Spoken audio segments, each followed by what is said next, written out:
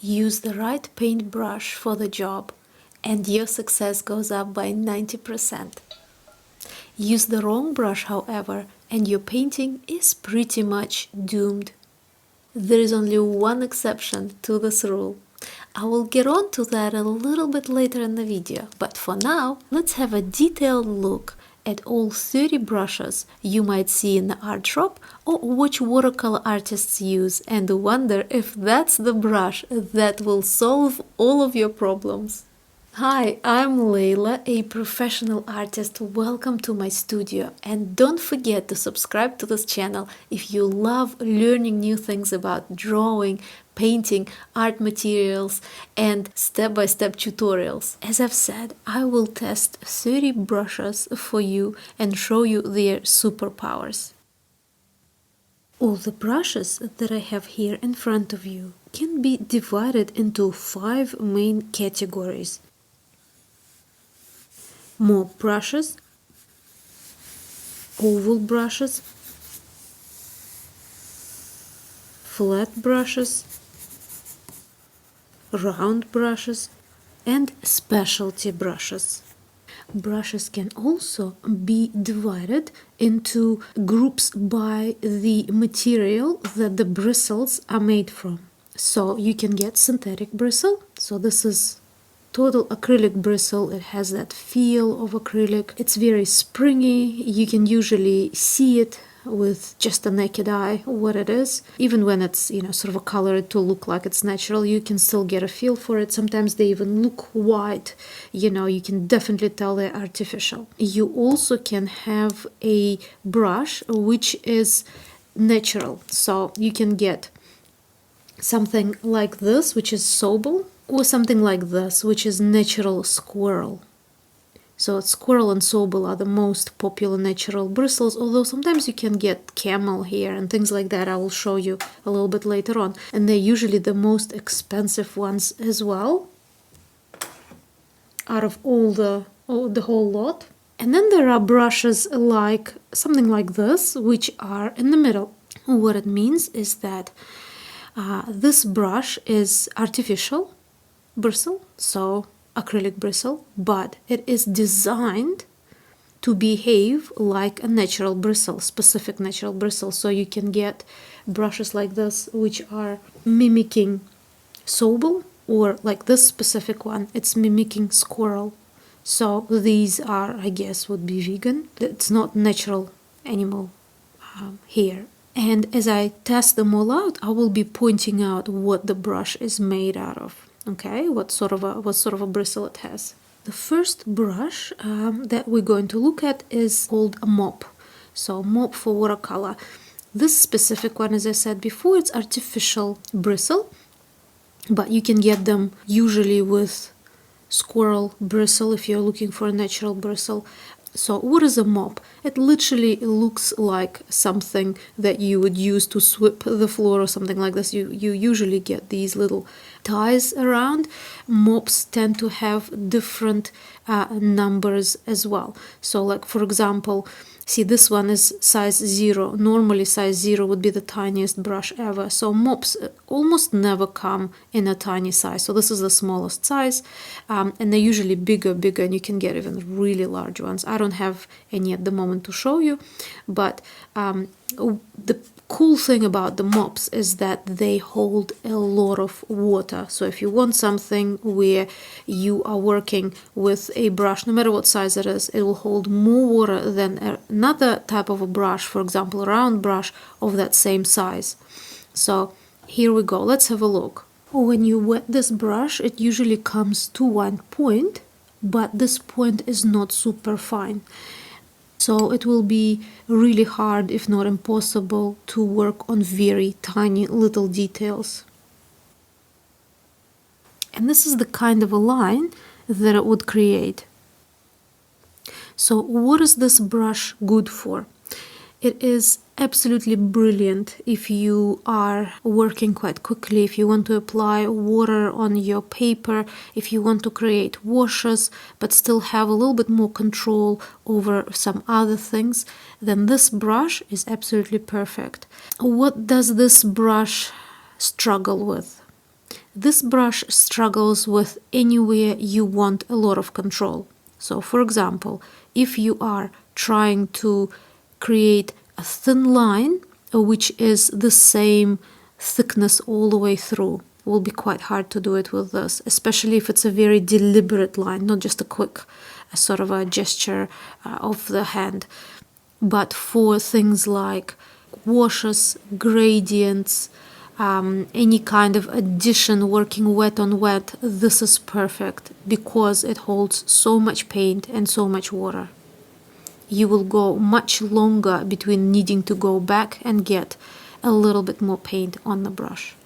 If you like watching videos on this channel and you want to learn more, or you want to support this channel so that I can make even more videos for you more frequently, please go over to my Patreon page and have a look over there. There are lots of different tiers, fun and interesting benefits that you can get depending on the tier you will choose. So if you want to win prizes, suggest new videos, and get your eyes on more tutorials, go over there and sign up. Next, we have an oval mop. So again, you can see it's a mop because it's sort of a free flares up like this when it's dry. But this time it is oval, so it's a little bit pressed here. And if you look at it, it's sort of in that rounded shape. This is quite a large brush. Again, this is size 1, so these ones also only come in really large sizes. And you can see just how super fluffy it is when you look at it in close up like that. When dry, brushes like this are perfect for dusting paintings because they're so soft and fluffy. What do I use this brush for? To tell you the truth, I use this brush very, very rarely because of its size. It is wonderful for large artworks. Artworks, I'm talking about maybe A1 size. This works really well. Anything smaller, I find that it's just a little bit too clunky, too large, just the wrong size really. It also holds a lot of water for its size.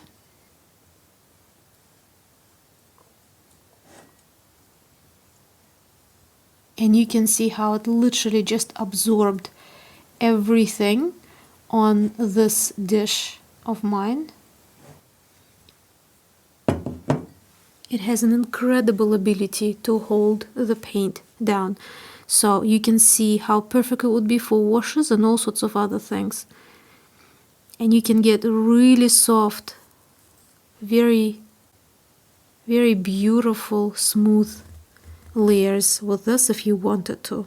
Again, it holds a lot of water. Like you can see just how much water is deposited onto the paper, and I just swiped it twice on the dry. So you can see just how much paint it holds in itself just when I'm washing it off. There is literally so much water in here that when I tried to dry it, this little tissue just wasn't enough to absorb the moisture that this brush holds. So here we go. So this is the oval mop, and now you know what that does. Let's move on to another brush that I also use predominantly when I'm working on larger paintings. Now this is already an oval category. So if this was mops, these are oval brushes that we're moving on to. So this brush is called cat's tongue. When you look at it, when it's dry like this, it looks like a mini version of mop that's probably just a little bit more carefully structured. Now this brush is also artificial squirrel or artificial acrylic bristles mimicking squirrel fur. So when you look at it, you can see the softness of it. You can see that the shape is sort of a tapered and becomes a little bit wider as it comes closer to the edge. But you will also see, if you look from the side, just how much narrower this side is. So rather than just being super fluffy like the previous mop brush, this one has this tapering this way as well, that makes it a little bit narrower on the tip. It's only when it's wet that you can really see why it is called a cat's tongue. The tapering that we could see really well when the brush was dry helps it come to a really small, tiny little point, which makes it much more versatile than the previous brush that we tried, you know, the oval mop brush. This brush also holds a lot of water, but now you have a little bit more control because of that wonderfully pointed tip. Okay, so what are this brush's superpowers? Well, it holds water really well and it has a tip. So if you are restricted by how many brushes you can have on hand, this kind of multitasks because you do have a little bit more of a point. But the downside is that you will find that this point, this tip, is probably not good enough for small, tiny details, again, where you want quite a bit of control. So free-flowing artworks, this will do really well, but anything with more detail, you'll probably find it quite hard to work with just using this brush.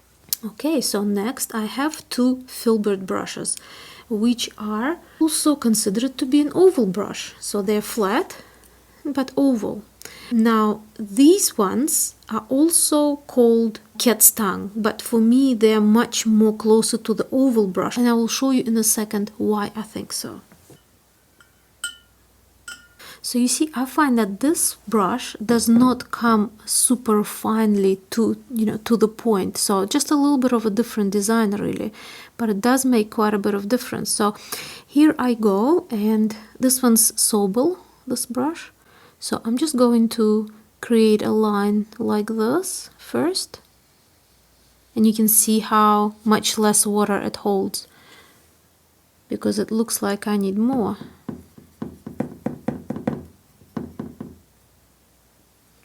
Okay, so now I've completely loaded it up, soaked it up. Let's see. Yeah, that's much better. So you can do it like this. See, this is probably the most width that it can go if you're realistically using it. You can also use it sideways like this to create a thinner line if you need to.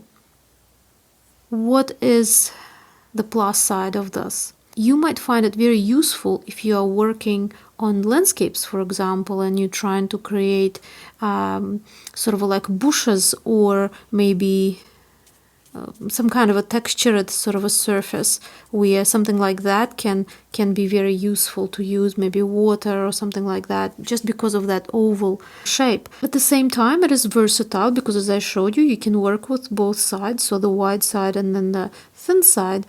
But the downside of this is, again, if you are trying to create very small, very fine lines, like maybe you want to work on little branches or twigs or grass or anything like this, you might find it pretty much impossible to do those things with this brush alone. And of course I have another brush here. It's a very similar variation, just a little bit smaller in size, and this second one is actually a squirrel, so it's a little bit softer and it holds a little bit more water.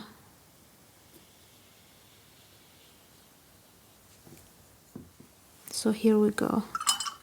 And as always, just like with any other brush, the larger the size of the brush, the more water it will hold and the less control over the fine details you will get, and vice versa. So this is actually a really good demonstration of that.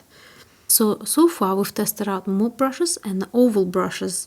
Now let's have a look at flat brushes. Here you can see a camel haired brush, which is a flat brush.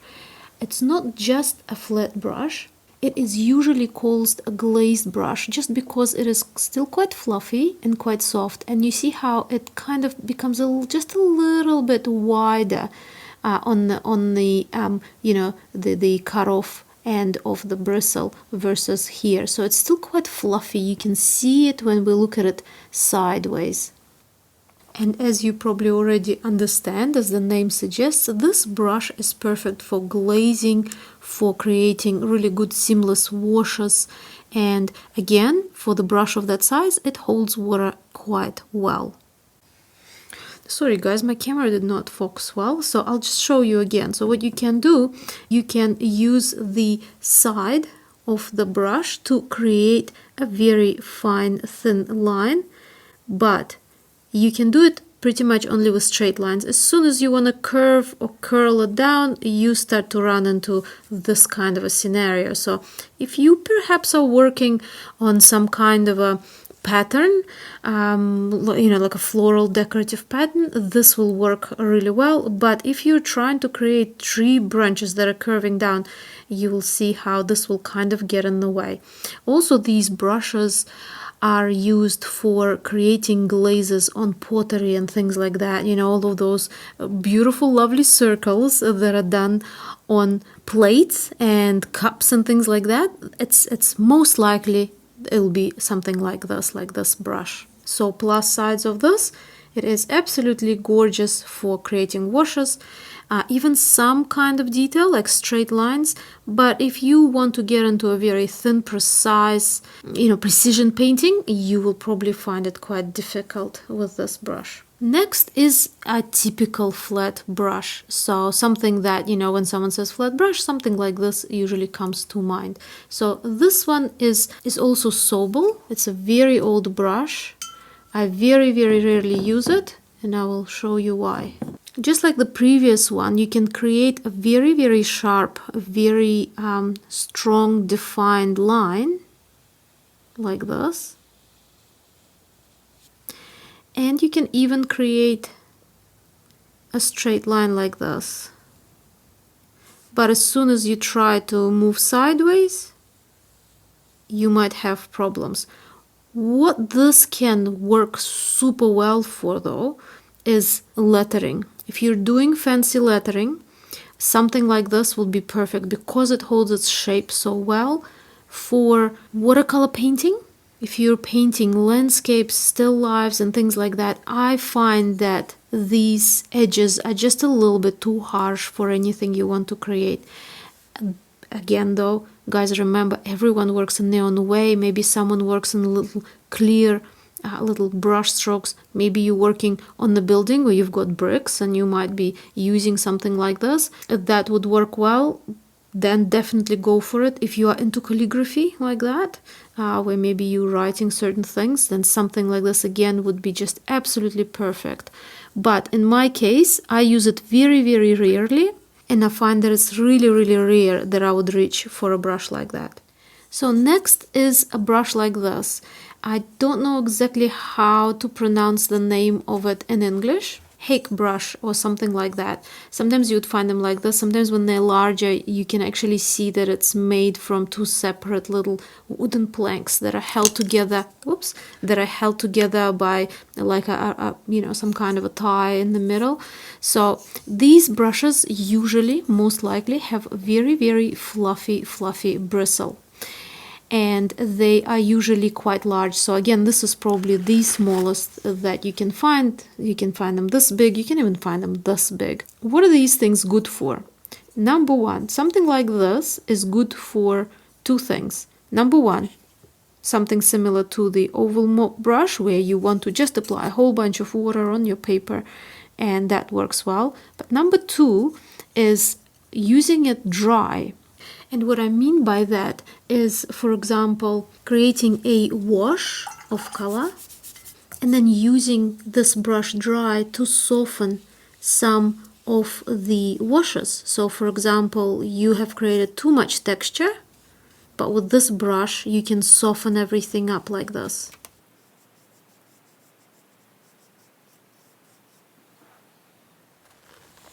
So you can see how this brush is a perfect blending brush when dry, but holds water well and becomes quite floppy when you actually dip it in the water. So pros and cons of this brush. You can see that you can use it for adding water to your paper before you start painting, for creating washes, because it does hold quite a bit of water, but you will not get as a uniform of an edge as you would with just a flat brush. But with this brush you can see that you get this advantage of soft, sort of a blurring, like it is here. So see, now it's dry. See how much it softened the wash. So if you one of those people that tries to do washes but sort of finds that things are puddling and things like that, most likely you need to look at the kind of paper you're using, but you might actually benefit from having a brush like this. Now you can see that our next brush is also a flat brush, or at least very similar to our typical flat brush. This brush is actually called bright brush. Now you can see that it's quite short compared to its width. So if you have a brush that looks like a little square, the bristles of it look like a little square, it usually is a bright brush.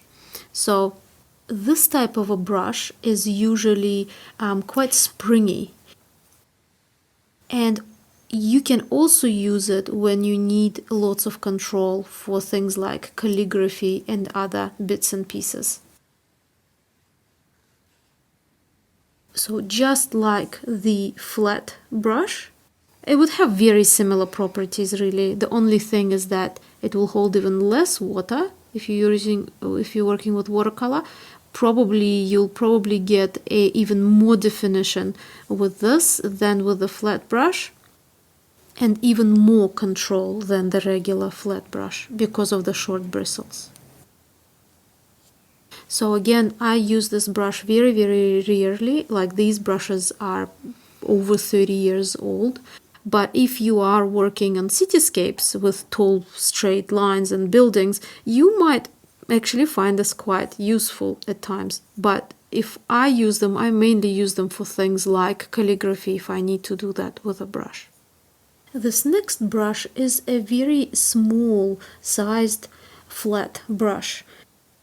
You get quite a bit of control. You get quite a strong sort of a flat line. Again, I use it very rarely because it's much smaller and doesn't hold as much paint, as much water. You can, very similar things that we could do with this brush and this brush, but just on a much smaller scale.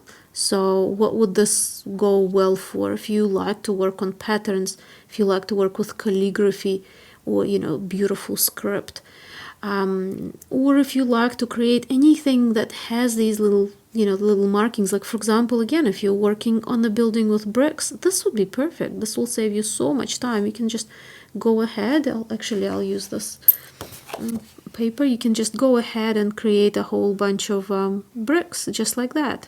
Little stones or whatever it is you're working on. So you see, it is perfect for things that it's good at. Just amazing, absolutely great. But there's only so much you can do with it. So again, completely up to you. Think about whether you would need something like that in your practice or not. Now here I have another brush with a synthetic squirrel, very similar to the flat brush and similar to the Hake brush as well. So it's sort of a something in between. Again, it holds a lot of water. It is very, very soft. Well, that's probably just because it is, mimicking the squirrel. But it is also very, very sharp. So this edge is not oval. It's just perfectly straight cut. No tapering anywhere. It's just, all the same length bristle. Okay, now what is it good for? It is also good for softening existing washes. And it is also good for applying water or paint onto your paper. So you can see it here in action. What is it good for? Well, it's good for doing backgrounds, for quickly applying water and layers of diluted paint on larger surfaces. Strangely enough, when I wanted to buy this paintbrush, I was very excited about it, but I have had it now for about a year and a half, and I've only used it maybe 2 or 3 times. I think because of the size of it, and I rarely create very large watercolors. Here is a classic angle brush.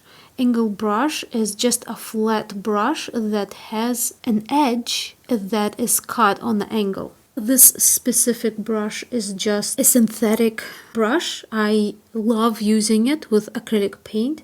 I very rarely use it with watercolor, almost never, but here we go, just for the demonstration's sake, just to show you how versatile the angle brush is.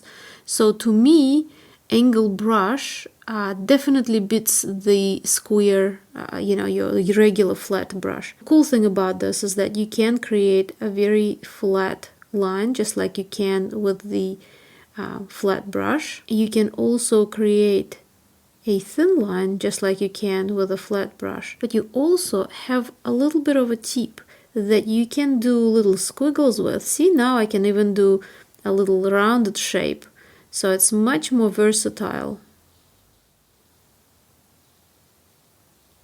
And now there is a Dagger brush. Now the Dagger brush is very similar to the angle brush, only the angle of it is so sharp that it almost from the first glance looks like a round brush.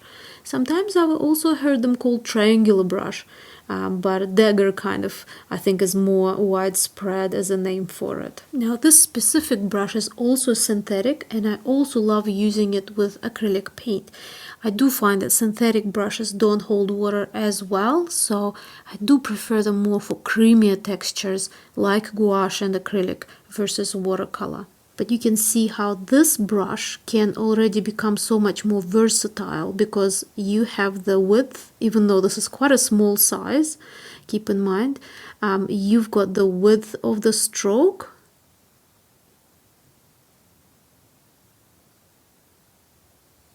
but you also have the perfection of the line. We are entering the territory of really thin, very controlled lines here with these brushes. You can usually do it even when you've got a larger size brush like this too, by the way. It does split a little bit when you want to do the sort of a real tight twirl, but these brushes are not really designed for that. They really are designed for applying the paint and adding little details and things like that. So whether something like this is for you, whether you would want something like that or something that's in the middle between the flat and the pointed brush, it's up to you. Or whether you just want to have a separately, flat brush and the pointed brush. So, it depends on so many factors, and it's a very personal decision. Okay, now here is another flat brush. Now this brush has different names. Sometimes it's called wisp brush, sometimes it's called comb brush. Different brands have different versions of them as well. Sometimes that little edge there is a little bit denser, and sometimes like this one, it's a little bit sparse. This is a very old brush as well.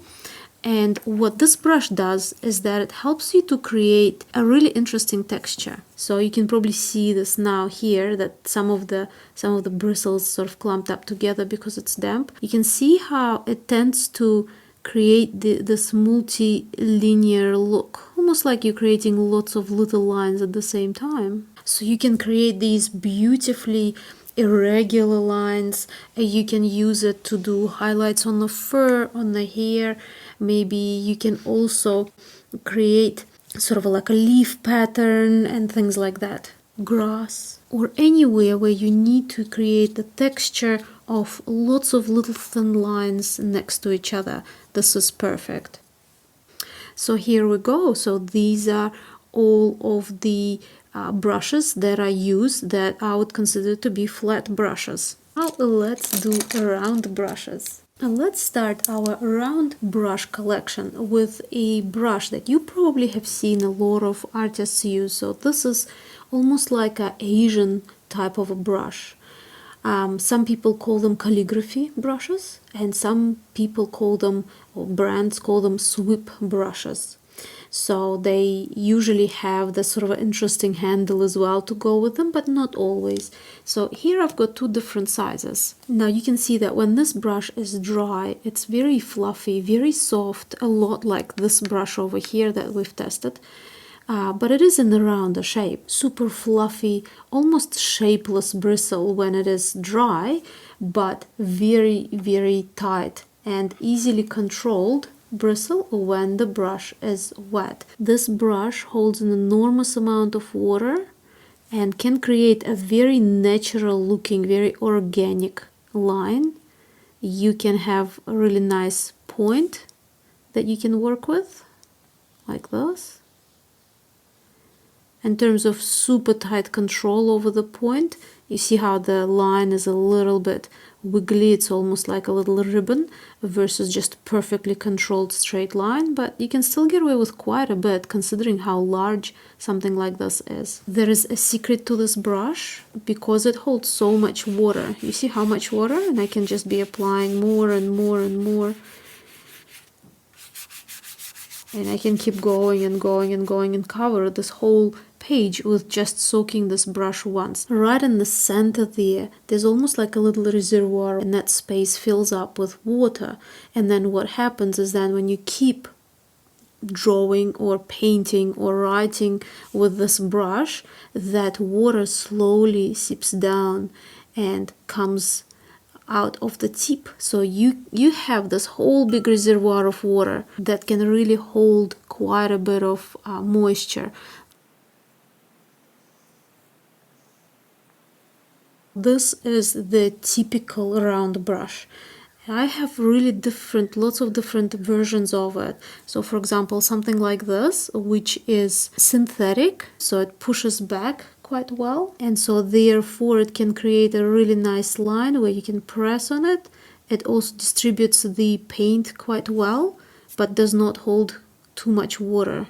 So it's nice for really tight sort of lines and things like that, patterns, and thin lines too. Synthetic brushes are also quite cheap compared to many other ones.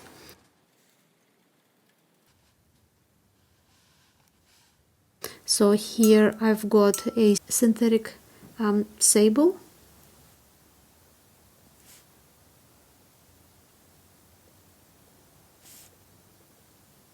Again, really good for any kind of detail.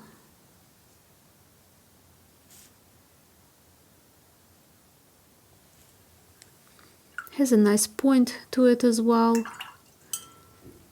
And overall works really well if you're working on a smaller artworks for this specific size, for example, or if you're working on something decorative where you want to create patterns of petals or anything like that. Now this next brush is a very old brush, and it is a squirrel round brush, so it's got a really good tip, but it also holds a lot of moisture, so I can go on and on and on and on and on with this brush.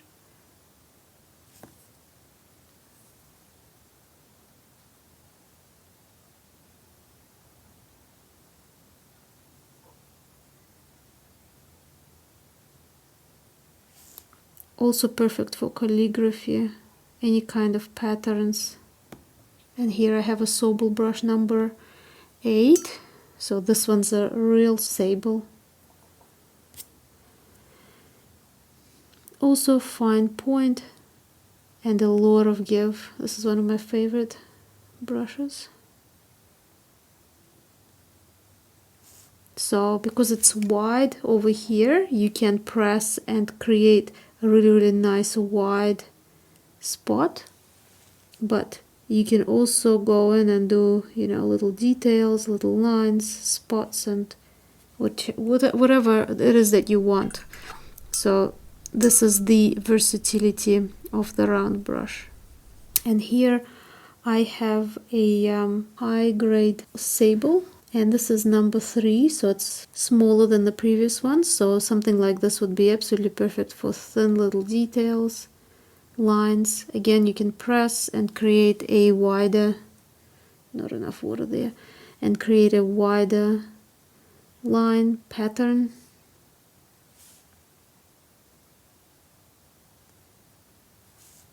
The wider it can go, and then collect itself back up to the point. So that's how you can check how good your brush is. So if it can do that, that's fine. If you press on it and then it just stays like that, you can give this brush to your preschooler. Again, we can do all sorts of patterns and things that we want with it. Something like this, you would use it for quite a small work or some details on a larger scale work. You would not be doing washes with something like that. So the downside of all of these brushes that I've just tried, these sort of smaller round brushes here, is that you cannot really go in and do a big wash because of their size, because of how much water they hold, but they're absolutely perfect for little detail, for very controlled paint application. Details, maybe adding little shadows underneath somewhere or something like that. If you want to still use a round brush but want to be able to work on a background, for example, or on a larger scale, then I'd suggest to go for something like this, where there is a little reservoir of that can hold the water inside it. And by reservoir I just mean the bristles of the brush are sort of sitting like that, like a little tulip with that center of the flower, for example, being a little barrel. It's nothing sort of a plastic or anything like that in there. And then there's another brush. Now this is a bamboo brush. I got this was very cheap, and I don't really use it that much. I use it mainly for things that may be quite hard to wash out of the brushes, so that I don't use my good brushes for that. So here you can see the only difference is that it is a more of this type of a, like a calligraphy type of a brush, but it's got a bamboo handle, which is actually quite nice. It's really nice to hold bamboo like that in your hand. So again, it has that little reservoir of water as well. But I think just because this brush was quite a bit cheaper, you don't have as much of a flow from this brush as you do from, these better brushes here. But it still works, especially if you're working with a material that you're worried might muck up your brush. Something like this can also be quite good.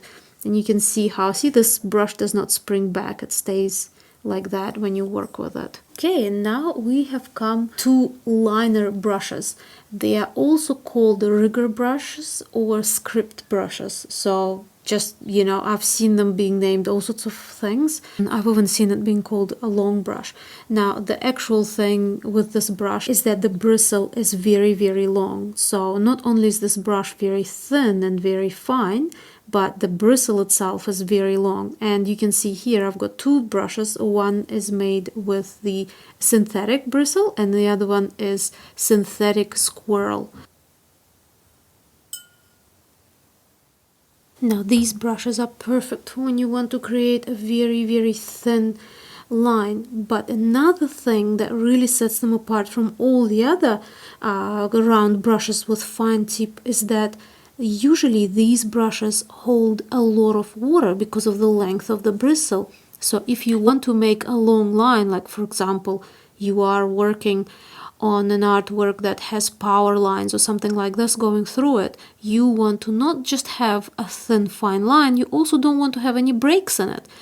This is when these script brushes or rigger brushes, liners, whatever you want to call them again, this is when they come in super handy. You can't get better than that for that kind of a job. So if you want a very long, thin, fine line, it's perfect. You won't be able to get that difference in line that you can get with just a regular round brush where you can press on it and create a thicker line and then go back to the tip. This one only works fine for very thin lines. And now last but not least, very, very fine brushes.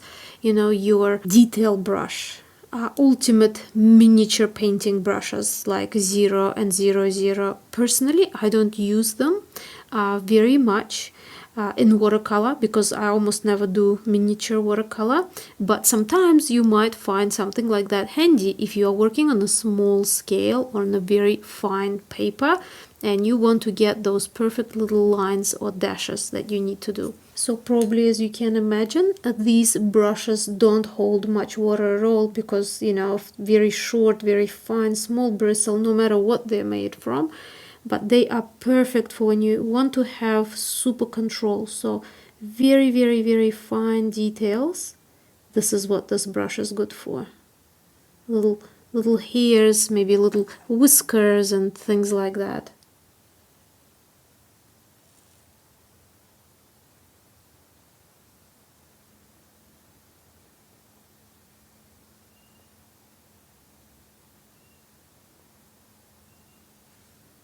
And this is the tiniest 00 brush. You can see how quickly it runs out of water. So you can see the fineness of it on one hand, where you can get into a lot of detail, but on the other side you can't really do a long line, so you always win some and you lose some. So the smaller the brush, the less paint it will hold. Makes sense. So here we go. This is our round brushes tested out. Now let's look at the specialty brushes. I don't really want to say brushes as such. I want to say tools, because they are tools more than brushes. So here you can see the water brush, where you can fill it up with water. Good for traveling, good for quick sketches. You squeeze the handle and the water drips out, and you can paint.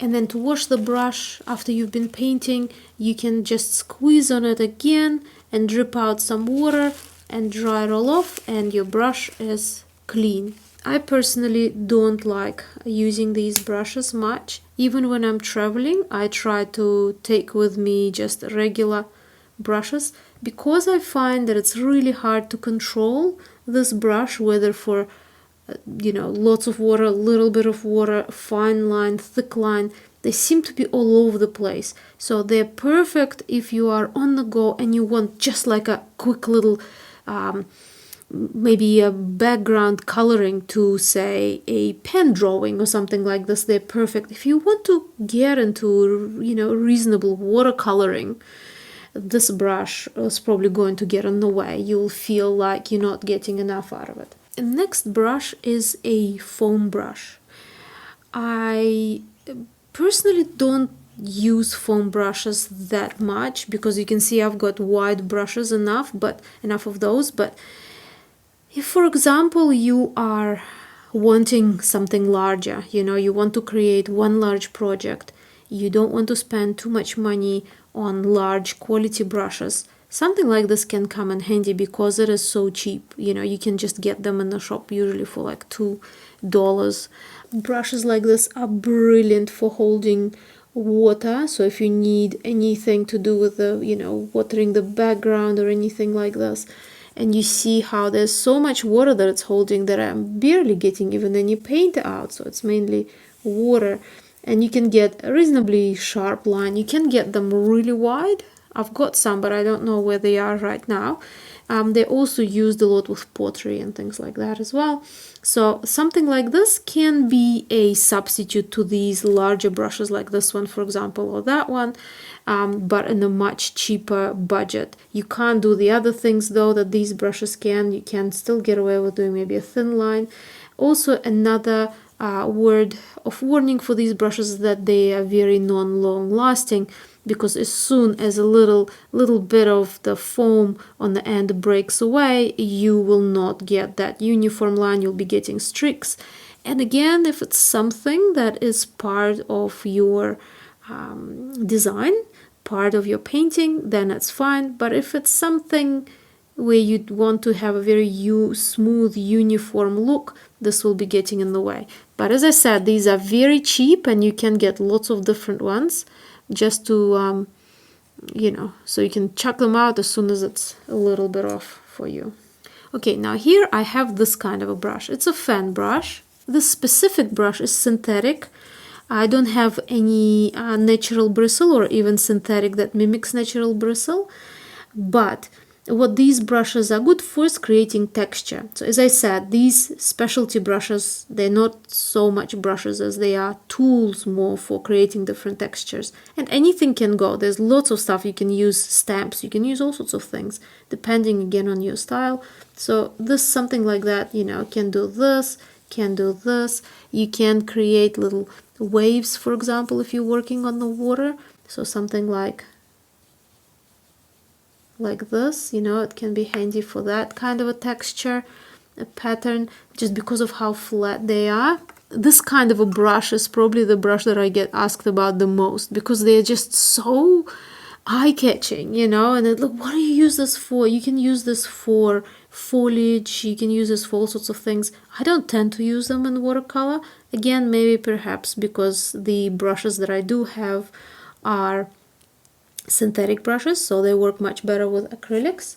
This kind of a tool. Now, this is a silicone tool, and originally it was designed for oil painting, for scraping back into oil paint, but of course, you know, you can use it in any way you want, and I tend to use them when I'm sculpting as well. They're really sort of a nice, very soft tip, and I find it very good, very useful.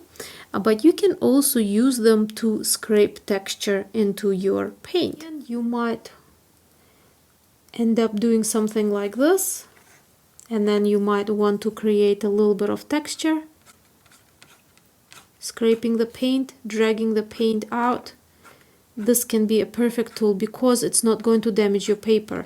Now, sometimes people use something like this, so like a painting knife, and you can scrape with that too. You will get a different kind of a line. The only problem with using something like this is actually damaging the paper, because it is metal and it is sharp. So if you're wanting a softer version of this, you can use, you know, this sort of a tool. You can also use it to, you know, create any kind of a texture, really. Maybe you want to add something into the foliage of the tree, or maybe you want to, you know, so it can be an interesting tool as well. I'm running out of space on my paper to test this out, but as I said, I guess these are not brushes as such. They're more like tools, you know, tools for mark making. Another tool for that as well is something like this. A brush like this can be very useful in so many different ways. Funnily enough, the cheaper a brush like this is, the better the results will be. What you can do is apply a little bit of paint to the tip of the brush like this, and then create texture. So the texture can be by stamping like that, or by dragging.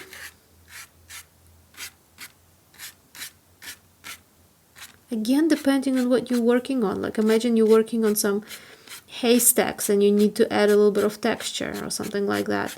You know, something like this can be very, very useful because it's so stiff. You can get very sort of a short little areas, maybe some kind of a grass you're working on. You know, or even just something like that.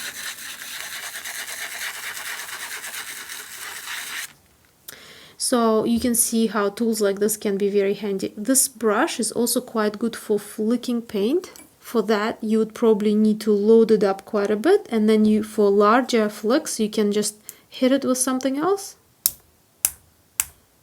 And see, we've created these little drips. Or you can just go in with your finger and do this trick.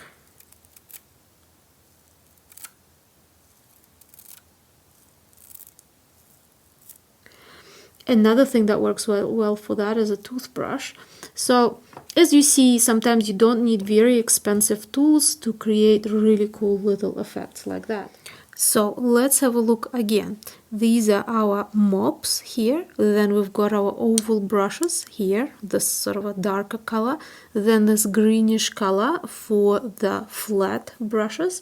Round brushes with the reasonably strong blue, and our specialty tools just here in this area here.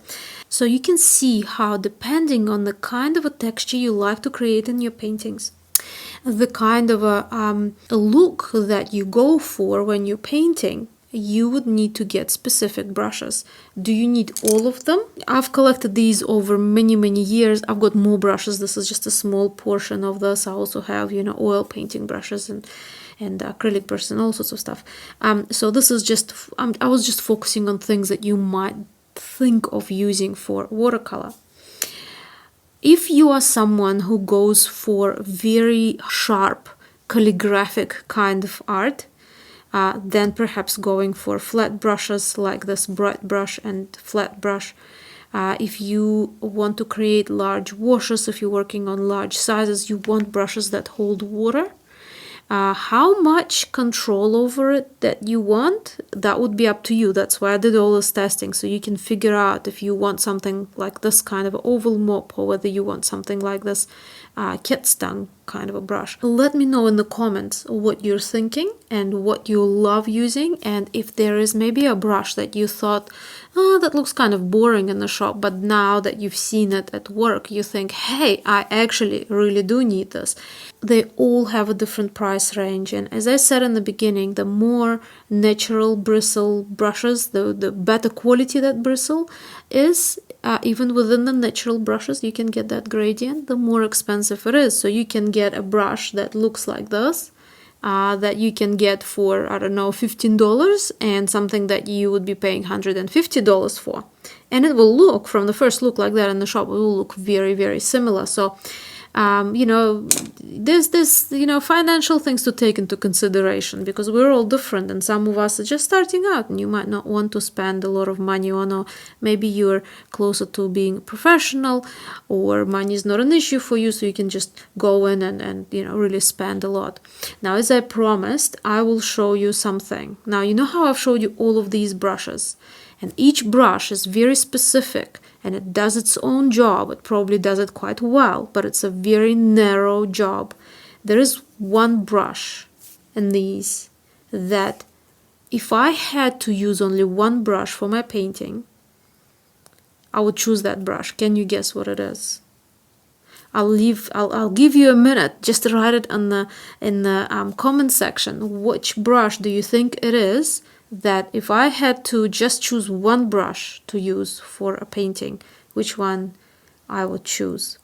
And I will also tell you that this is the brush that if I'm traveling and I only have space for one, this is the one that I take with me as well. So those of you who are on Patreon, and there are lots of videos on, when I go and I paint on the spot or something like this, you probably have seen this paint in action quite a bit.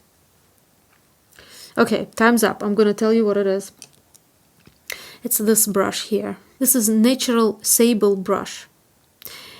What I like about this brush is that it is wide enough, it's thick enough over here to hold a bit of paint, but it has enough control where I can get away with creating thin lines and thick lines and anything in the middle. So I'll just show you here again. I know I've sort of demonstrated it, but I went about it very quickly. So here I'll show you. So see, I can load it up with water and I can create a nice wash with it. Remove the extra water and I can get into a medium line with it. I can go really fine with it. Maybe not as fine as those, 00 brushes, but this is fine enough. And I can also create that pressure look if I need to, where I can press and create a wider line and then a thinner line. So it's very, very versatile. So for me, personally, for my type of painting, this is the brush that I would take with me when I go, and this is what I do. Not that I would do it, I actually do it. So just something to keep in mind. Whether this will also be the same brush for you, your most favorite brush, I don't know, but it is a brush to consider. As I said, for me it works the best. So I could put all of this away and hold on to that one brush, but I'm talking about traveling and I'm talking about working on a reasonably small paper size. So if I'm working on something large, of course this kind of brush will be impossible to work with. If, for example, I'm doing a table-sized artwork, there's no way I can do it with just that one brush. Remember to use things that you have handy, like sponges, like cloth, like things like that. They can also be handy and you can paint with them. Let me know if you want a separate tutorial on that. I'll be happy to show you how you can do that as well. What do you guys think? Do you have other brushes maybe that I don't have here that you'd like me to look at or give you my opinion on? Or do you have some comments about maybe how you use your brushes? I want to say a big thank you to my wonderful patrons that are supporting this channel. Thank you guys all for watching. Remember to subscribe, press the notification bell, and I look forward to seeing you in the next video soon.